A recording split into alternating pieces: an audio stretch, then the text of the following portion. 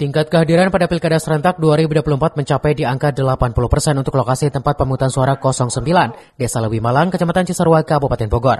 Pencapaian angka tersebut atas kerja keras dari tim yang terus bergerak hingga pelaksanaan pencoblosan.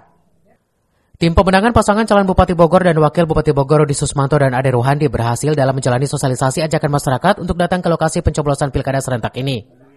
Saya sendiri untuk dari partisipasi TPS yaitu mengenalkannya pertama, lalu kan para calon bupati dan wakil bupati juga beberapa kali kegiatan ke Dapil 3 sendiri, dari mulai Taman Sari, Cigombong, Caringin, Ciawi, itu semua beliau hadiri.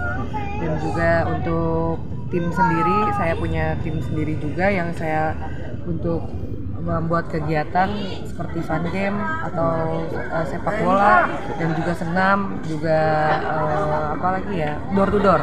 Jadi bukan itu yang tidak dihadiri bupati, tapi tim saya sendiri. Jadi itulah upaya-upaya yang kita tim Gerindra. Di hari pelaksanaan pencoblosan, masyarakat terus mengalir berdatangan ke lokasi tempat pemungutan suara. Apalagi di lokasi ini disediakan makan gratis bakso dan ada door prize. Dari Cisarua, Wawan Supriyatna melaporkan.